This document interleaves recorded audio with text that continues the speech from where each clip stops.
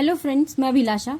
आज मैं आपको नाउन का लास्ट चैप्टर कराने जा रही हूँ। इसके बाद हम प्रोनाउन करेंगे। तो आइए देखते हैं नाउन लास्ट चैप्टर में, थर्ड चैप्टर।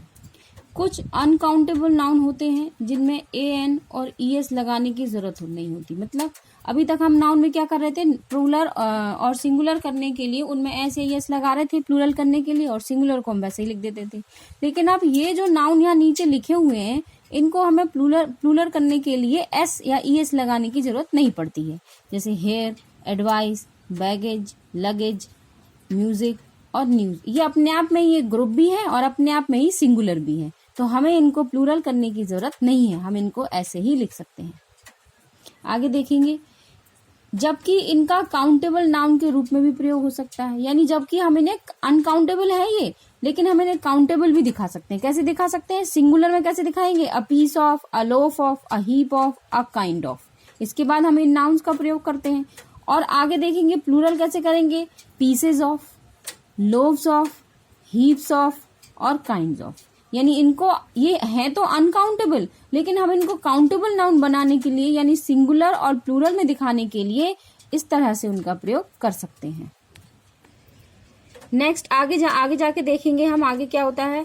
कुछ नाउन ऐसे होते हैं जिनमें पहले से ही एस लगा होता है, परंतु वे सिंगुलर होते हैं। और वो क्या होते हैं? सिंगुलर होते हैं। यानी एस तो लगा है लेकिन क्या है? सिंगुलर है। जैसे मैथमेटिक्स, मम्स, मीजल्स, ब्लियर्ड्स, एथिक्स, ये सब क्या है तो सिंगल, लेकिन हम इनको प्लूरल में भी, है तो ये सिंगुलर ही, और हम इनको देखते कैसे हैं? एस लगा हुआ देखते हैं। यानी एस लगा है तो इसका ये मतलब नहीं है कि ये प्लूरल है, ये सिंगुलर में ही आते हैं।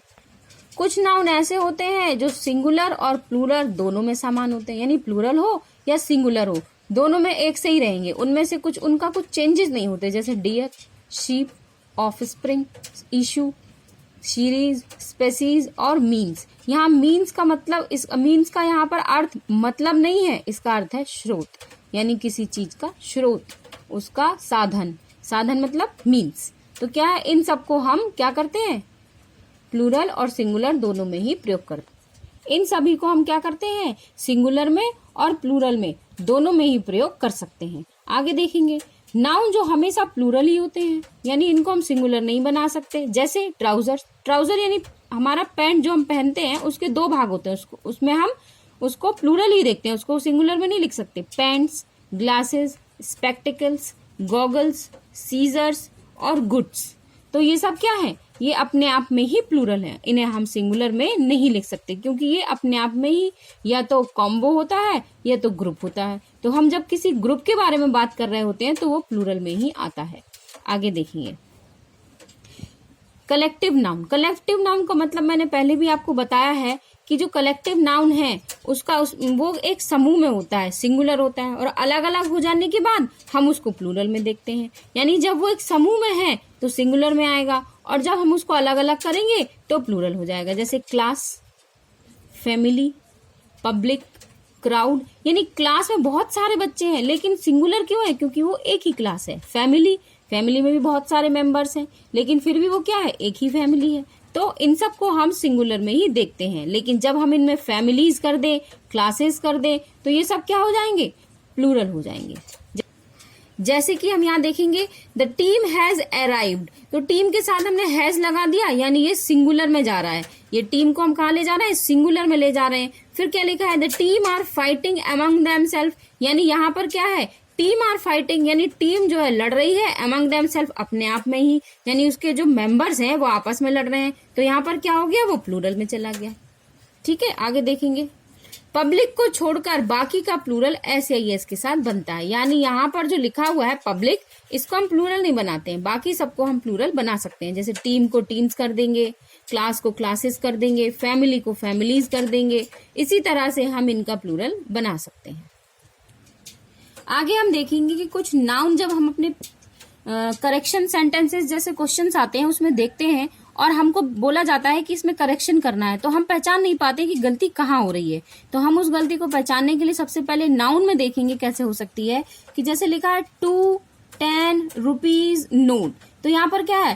2 मतलब 2, 10 रुपए के नोट। तो यहाँ पर ये रुपीज जो लिखा है ना, यहाँ पर एस नहीं आएगा, नोट्स में एस आएगा। यानी ये यहाँ पर सही है और ये गलत है। आगे देखेंगे, अ 5 मैन कमिटी, यानी ये MEN जो लगा है ना, ये प्लूरल है, लेकिन यहाँ पर अ 5 मैन कमिटी है, यानी एक कमिटी। क्या है ये? एक कमिटी।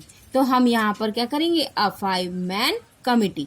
यहाँ पर हम MEN की जगह MAN कर देंगे। आगे देखेंगे, अ 3 बेडरूम्स फ्लैट। तो यहाँ पर क्या है? पहले से ही दिया है अ 3 बेडरूम फ्लैट, यानी अ फ्लैट। तो हम रूम्स को हटाकर क्या करेंगे? रूम करेंगे। ये हमारा गलत वाला कॉलम है और हमको करेक्शन करने के बाद उनको इस तरह से करना है। जैसे डेज आफ्टर डेज, तो डेज आफ्टर डेज नहीं होगा, डे आफ्टर डे होगा। इसी तरह डेज बाय डेज नहीं होता है, डे बाय डे, यानी दिन ब दिन। इसमें हम क्या कहते हैं? दिन प्रतिदिन। इसका क्या मतलब है? प्रतिदिन मतलब एक दिन, यानी हर दिन, day by day. One of the best girl, जब हम इसमें एक लड़की के बारे में बात कर रहे हैं तो यहाँ पर क्या है? गर्ल तो है, लेकिन हमने उसमें से एक को छांटा है, तो क्या होगा? गर्ल्स हो जाएगा, यानी बहुत सारी गर्ल्स में से एक सबसे अच्छी है। 1 डजन एग, अब 1 डजन, डजन में कितने होते हैं? 12 यूनिट होते हैं। तो हमने क्या किया है? 1 डजन एग्स कर दिया है, क्योंकि एक दर्जन में 12 यूनिट होते हैं। तो जो मेन नाउन है हम उसको प्लूरल करेंगे। Okay, 5 dozens eggs. अब इसमें डजन्स क्यों लगाया है? जब 5 पहले से ही लगा हुआ है तो हमें डजन्स लगाने की जरूरत नहीं है। जो हमारा मेन नाउन है हम उसको एस में लगाकर प्लूरल में बदलेंगे।